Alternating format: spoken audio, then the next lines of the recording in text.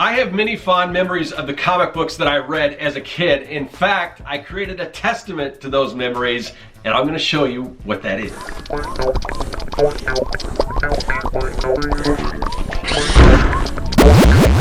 Greetings, people of the internet. I'm Scott with Serkworks Art Labs. Welcome, mad creators, to the underground laboratory where we create robots, aliens, zombies, and other imminent threats to humanity. And yes, as I mentioned, this is the underground laboratory. And I don't know if you saw, but a while back I did a tour where I took you around not the whole underground laboratory because there's a lot of stuff I can't show you. But I showed you a pretty good chunk of it. I showed you some cool stuff, so if you haven't checked that, I'll probably leave a link to that. But in that tour, there's a part in sort of what we call the barracks, which are sort of like the sleeping quarters, where I showed off a mural that I designed, and I said that if you guys were interested, maybe I'll go a little more in depth on that mural, because I just showed part of it. But that mural wrapped around sort of that whole room, and there's a lot of other characters and stuff like that.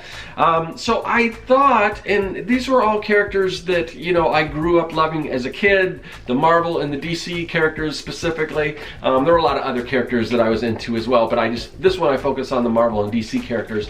But I thought it would be cool just to kind of go around and show you this entire mural and why I chose to draw the characters I did and what they mean to me and things like that. So why don't we do that? Why don't we go up to the barracks and give you a little more in-depth view of that mural? Alright, here we are in the barracks of the underground lair. Let's kind of look around. If you saw my studio tour, then you may have seen a lot of this stuff, but there's some stuff you haven't seen, so let's take a look. First, I want to do a quick just pan around the whole room so you can kind of see it, and then we'll focus back on the individual panels, the characters and everything. And I want to talk a little bit about what inspired me to choose the characters that I chose and sort of the composition that I use and all that kind of stuff. So yeah, so now we're back to the gist of it. So the centerpiece is basically this face-off between the Marvel characters and the DC characters, both comics and characters that I love growing up and everything, whether it's the Justice League or just all the different Marvel comic characters. So I decided to pick out, once we go a little in depth, you can see some of these just famous panels, like with Face It Tiger, you just hit the jackpot, Mary Jane, Peter Parker. That is like a classic, panel. So I wanted to include that, and you can kind of see this. Now I don't know if this was actually from a comic, but it's definitely from the series where he says, "Don't make me angry, you wouldn't like me when I'm angry." Bruce Banner turning into the Hulk. The actual imagery is from the comics, but I think I just added that saying because that was iconic to me, and a lot of this stuff, and that's why I chose certain things. Just growing up back in the 70s when the Incredible Hulk series was on, that was just amazing to me. And then I'm throwing some other stuff like the Green Goblin in there and everything. I want to put in some villains. You've got the Joker, basically beating up Batman. But here we've got, of course, SpiderMan. I'm a big fan of just these little iconic moments in comic history. So I wanted to sprinkle those in. You can kind of see the right there, the John Byrne version of, I think, from the Man of Steel comics, where he's opening up his shirt, Superman, Clark Kent turning into Superman. That's just an iconic image. I believe that was taken from the cover of Man of Steel by John Byrne.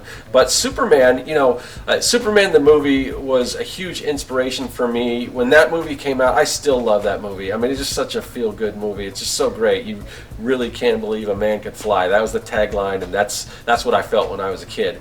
But the Batman, even Batman and Robin from the original 60s Batman, even though it was campy and everything, I mean, as a kid, I just thought it was cool, So I tried to, and I'm not using that certain depiction. My introduction to these characters from like Justice League was more, it was more the Super Friends. So most of these characters did appear in like Super Friends episode, but even in the background here, you can kind of see I wanted to include the Teen Titans, so you can kind of see the Changeling, who's now Beast Boy. Cyborg is back there. And then, you know, down in the bottom we got Wonder Girl peeking out through there. So Teen Titans, I mean, the George Perez Teen Titans was a big thing with me growing up. Also thought I would include the Atom, who was a character that my dad first told me about, and I hadn't seen him, and then eventually popped up on Super Friends. But my dad was telling me about this hero that would just, you know, could shrink down and everything. And then above that, you know, you got Captain Marvel. Or it was Captain Marvel. Now he's just known as Shazam. Back then he was called Captain Marvel, and there was a series involved. You know, Green Lantern. I chose the Hal Jordan. The Jon Stewart didn't come around till later, even though I kind of prefer that because I really do like the Justice League cartoons. But since that Hal Jordan was the one that was around when I was a kid, that's what I ended up going with. And of course, Aquaman. I am a big fan of Aquaman. I know he gets a lot of flack and everything, but I've always had a soft spot for Aquaman. I don't know, because he was kind of the underdog, because people did think he was that cool, some people, but I always thought he was cool. Because I like to swim and everything. I don't know. I was cool to play Aquaman in the water. And behind him I got Blue Beetle. But yeah, and also the simplicity of Aquaman's costume. I really like that. Just the orange and the green. Always liked that. So, and then behind over there you can kind of see, I don't know if you see those characters are kind of looking up. It's a bird, it's a plane, it's Superman. That was kind of a classic thing. But, you know, all of these characters, this is the stuff that I grew up with. And so most of the iterations, now their costumes maybe have changed a bit. Obviously, Superman doesn't have the briefs or anything anymore. That Robin right there, the more modern Robin costume, probably a little cooler than just the little short shorts. But that's kind of what he looked like. How I remember him. So that's how I depicted him. And I'm not sure what the modern iteration of the costume for like Green Lantern would be. Maybe they lost the white gloves. I'm not quite sure. But yeah, I mean, these are how I remember the characters. Another character that kind of came on the scene when I started collecting comics was Blue Beetle. So I definitely wanted to show him. He's an older character. I mean, he predates, DC Comics. I think DC Comics acquired the rights for Blue Beetle, and then they kind of brought him in. But they changed the costume, and he's changed. I think there's a new Blue Beetle, which looks kind of cool, kind of like an Iron Man Blue Beetle. But I always like this version. I'm also a big fan of Green Arrow. He was like the one Mego toy that I really wanted to get. I mean, he's like probably the coolest Mego toy. If you've seen the old Mego dolls, I mean, Green Arrow was awesome. Hawkman was another one that was really cool. Now, later on, I think Hawk Girl would sort of overshadow Hawkman because she was featured in Justice League and everything.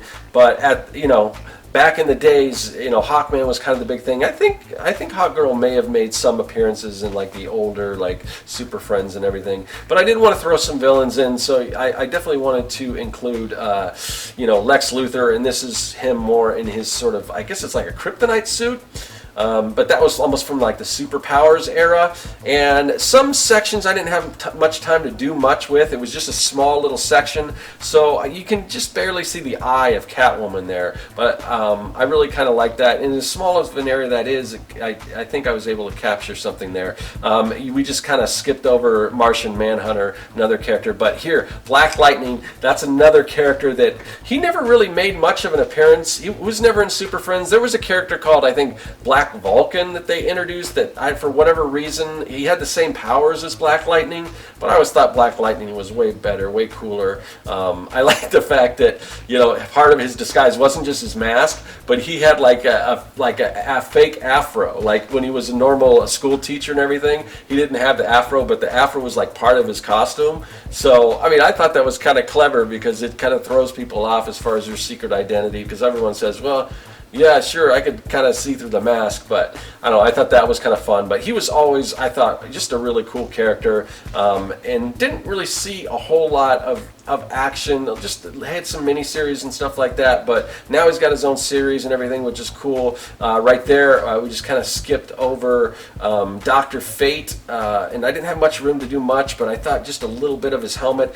Firestorm was a character that they introduced when I was younger and I started collecting comics, and I thought his costume was just amazing, and his powers and how he had the kind of flaming thing coming out of his hair. Since then, a lot of people have taken that idea and kind of run with it, but he was like, other than, I guess, Ghost Ghost Rider was before that. Plastic Man. Now we're kind of going through, we just went through most of the DC characters, and we're going to start to get into more of the Marvel, but Plastic Man was a character, he didn't really fit really in the DC universe. He was more of a humorous character, but he had his own show when I was a kid. I forgot what it was called, but it was like the Plastic Man Comedy Hour or something like that. It was super fun, and you know, you got Plastic Man versus like Mr. Fantastic. I kind of like Mr. Fantastic, but Plastic Man was always fun.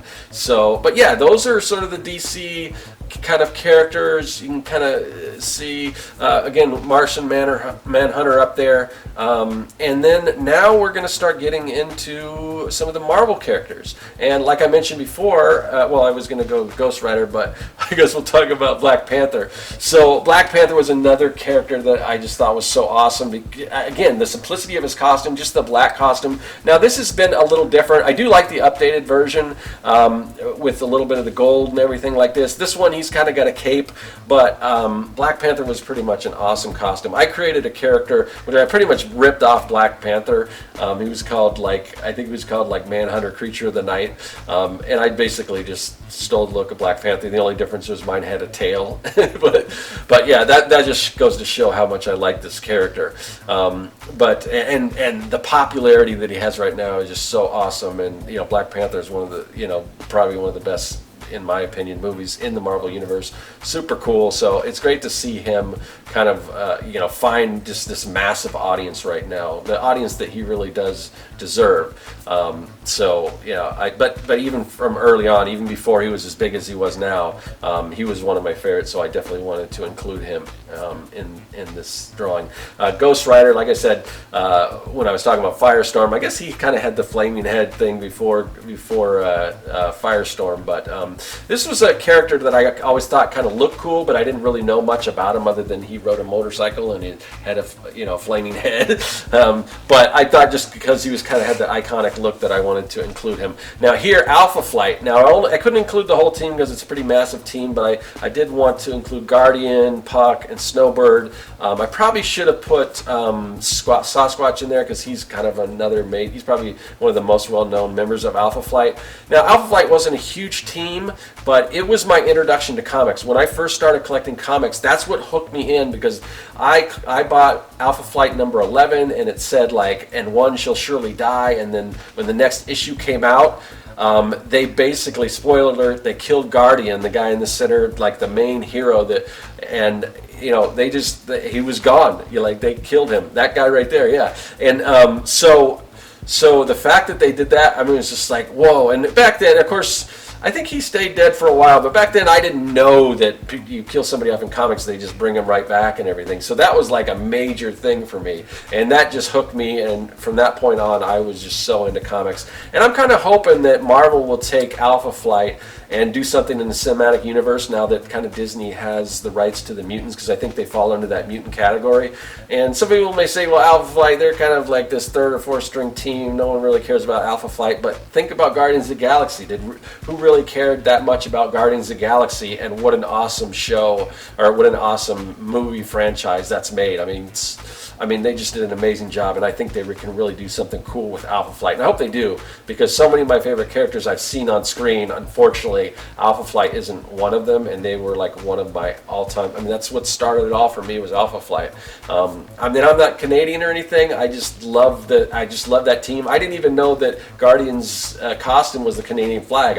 Originally I just thought it was some kind of cool, like, starburst looking thing. I didn't know it was a maple leaf. But anyway, enough about Alpha Flight. I could go on forever about them because I love them. But Cloak and Dagger is another set of characters that they introduced when I was a kid, and I think they've got a series now. Punisher. What can I say about Punisher? I mean, he's like he was like the first real, like, as far as anti-heroes go. He was just badass. I mean, I remember getting the limited series, the first limited series that came out with Punisher, with the Mike Zeck painted covers, and man, I would just ogle those things. I'm like, oh man, look at this, look at the airbrush on this and everything. They didn't really have comic covers, too many of those like that back then.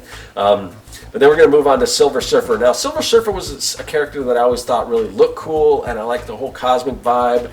You can see I included some of the Kirby crackle and everything in there. But just that was a really cool character. I didn't really know much about him at the time. Same thing with Submariner. I was always partial to Aquaman, so I didn't know really much about Submariner, but he's an older character also that kind of predates Marvel Comics. Him and I think Human Torch were before Marvel Comics. I think Captain America as well, and then they kind of brought them in and everything. And there's some rumors that he may be the villain, because he kind of started off as a villain, then he gradually became a hero, but introducing him as a villain for the next Black Panther. So this recording, there's no official news on that, but we'll have to pay attention and see what happens with that, because I do like the idea of this character where people are just infringing on his territory in the sea, and then he goes to defend it and everything. So we'll have to see what happens with that. I don't know if I like him better as a villain or a hero, but speaking of villains, another villain I love is Doc Ock, and you can kind of see Spider-Man in his glasses. I kind of like that imagery. So yeah, Doc Ock is a really cool character. And then back here behind the character, we'll get into the main characters in a bit, but you can kind of see She-Hulk back there. And then of course Doctor Strange, a character that, you know, he was always sort of this third string character, but now he found some fame in the Marvel universe. And those movies are awesome too, and I think that was perfect casting with Benedict Cumberbatch. I think he's a great Doctor Strange. They're really just knocking it out of the park with these. But you know, and he on film, he doesn't look that different. He's one of those characters that really translated well onto film, because I think his costume has been pretty consistent over the years. He hasn't had much costume changes. I think he did at one point, but they've kind of went back to the original. And yeah, it's really cool seeing him on screen. And then we're going to pan up. We'll, you know, what can I mean, we've got, like I mentioned, She-Hulk there, but we've also have Iron Man. Now, at the time that I even painted this, there was no cinematic universe. I've had this for a while. Iron Man was, again, he was kind of a third string character. I mean, it wasn't like Spider-Man, but he was, you know, he was always cool to me. I always really loved Iron Man. And there was some, you know, cartoons with featuring Iron Man and everything, but he just wasn't this huge character. But now, I mean, he's like a lot of people's favorite. I mean, Iron Man is pretty much what kicked off the whole Marvel Cinematic Universe, and you know, with Tony Stark, again, I think that's perfect casting, Robert Downey Jr. But Iron Man, just a really cool character that I would have never expected would have become as popular as he is now, even overshadowing some of the other characters, you know. You know, Fantastic Four is another one. I can't wait to see what eventually happens with them bringing them into the cinematic universe. But I decided to go with The Thing, but then I couldn't forget about, you know, you've got Reed Richards, Sue Storm, and then Johnny Storm is hiding in the background in there between the Shield and Ben Grimm there. But yeah, I just thought, you know, if I was going to pick one character to use from the Fantastic Four, it's got to be The Thing, because you know, visually I think he's the most striking, because the other ones just kind of wear a similar costume and everything, except for Johnny Storm when he's got his flame on and everything. Now Captain America, probably my favorite. I would say he's probably one of my favorite heroes. I've got tons of like T-shirts with Captain America on it and everything, and I love what they've done again with him with the cinematic universe. I love their portrayal of him, but this is sort of the original costume. Again, they've kind of changed things around a little, but he's recognizable as Captain America. But I just always thought his costume was cool, and just that iconic shield that he has. Another character that I really like is Daredevil. Again, his costume was so simplistic, kind of almost like Black Panther in a way. Instead of the all black, pretty much all red. And there's something to be said for that. And he was kind of like, to me, he was always kind of like Marvel's Batman. You know, he's kind of in the shadows and everything like that. And then you know, you got to feature X-Men. So if I had to pick one X-Men, you got to go with Wolverine. I mean, everyone loves Wolverine. But in the background, you can kind of see, I did include, you've got Cyclops there. You can kind of see Colossus back there. Storm as well. Who else we got? We've got, you can kind of see Nightcrawler a little bit behind there. But, you know, that was sort of the X-Men team-up lineup that was around when I was a kid. And then Thor is another one that I always really loved. had I had the Mego of Thor, or not had it, but I just recently got it. I found it at a yard sale, not a yard sale, but a Goodwill. It was like 50 cents. Yeah, so there he is. Has everything but the helmet. I can't believe I found him.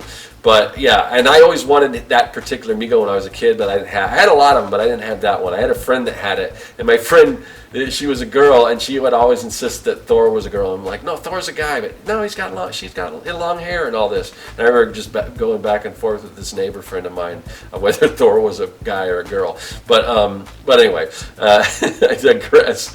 Of course, the Hulk. I mean, you can't. I mean, when I was growing up, it was basically Spider-Man and the Hulk were the big Marvel characters. Those were the famous characters, and I remember having like a Hulk birthday cake that my mom made, yeah, it was just some really. The Hulk and the Hulk series was awesome, and of course, you can't forget about your friendly neighborhood Spider-Man. You know. Just what can you say about Spider-Man? And again, Marvel's really doing some awesome stuff with Spider-Man now, yeah, I think even though I wish they stuck a little closer to his original costume, as much as I did not care for those Andrew Garfield Spider-Man movies, I thought as Spider-Man he was pretty good. I didn't like him as Peter Parker, but in the sequel, the second one, I think they nailed it with the costume. If they could have just kind of combined that with what they have now with the eyes and everything, really cool. All right, so what do you guys think? Yeah, I had a lot of fun designing that mural, and it was a lot of work though. So I don't know if I'll ever do another one that massive, but that was fun, and I'm glad that I kind of have that, and it's sort of a history of my comic book fandom from when I was a kid. For something that I can always look to and kind of remind me of the stuff that I love. So what about you guys? What are some of your favorite comic book memories? I'd like to know in the comments section. Let me know, and I will see you guys later. That is all. Hey, thanks for watching. If you like what you saw and you want to see more, hit that subscribe button. Also, you can follow me at Serkworks on social media. Do you like making comics? Then go to Serkworks.com and pick up the Comic Maker Starter Kit. It's packed full of fonts, brushes, templates, and more. And best of all, it's totally free.